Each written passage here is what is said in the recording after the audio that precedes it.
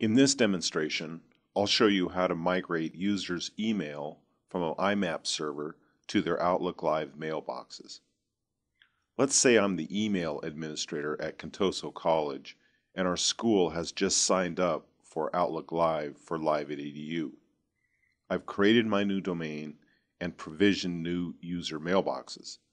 Now I'm ready to migrate mail from our on-premises Exchange 2003 mail server to the user's new Outlook Live mailboxes. To do this, I'm going to use email migration in the web management interface and a comma-separated value or CSV file. It's important to note that I can only migrate a user's inbox or other mail folders. I can't migrate contacts or calendar items. Let's start by looking at the CSV file that I've prepared. There's a row for each user whose mail I want to migrate. In the header row, there are 3 required attributes. The email address attribute identifies the Windows Live ID or email address of user's Outlook Live account. The username attribute contains information about the user's Exchange 2003 account. Let's briefly discuss the format for the values of this attribute. I'm using administrative or super user credentials so the migration process can access the user's Exchange 2003 mailbox. This first part identifies the Exchange 2003 domain.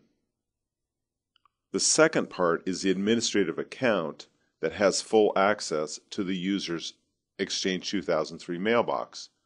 In this case, the mail admin account.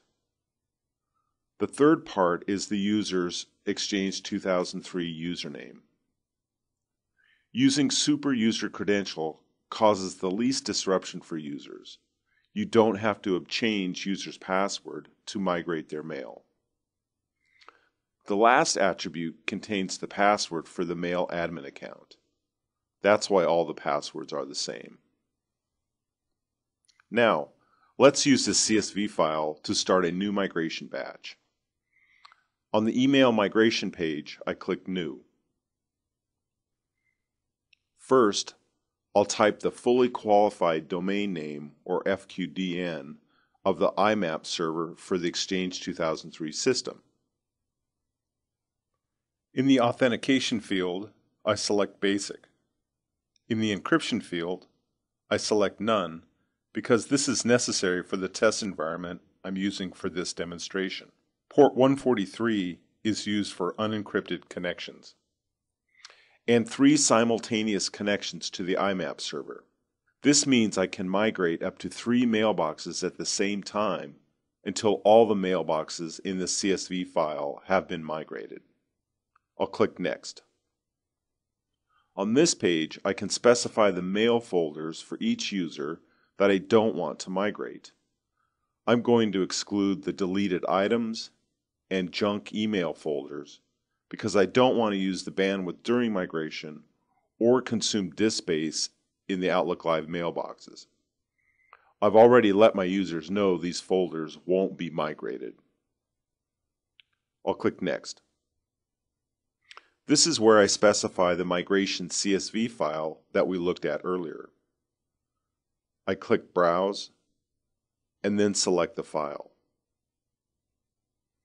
When I click Next, Microsoft Exchange checks the CSV file for a number of things, including whether there's comma-separated formatting and whether the 3 required attributes are present. If this validation fails, I'll get an error that describes the reason for the failure. I'll have to fix the CSV file and resubmit it. Looks like our CSV file was successful, so the Start Migration page is displayed. This page contains a summary of the migration settings. Everything looks good. To start the migration, I'll click Run.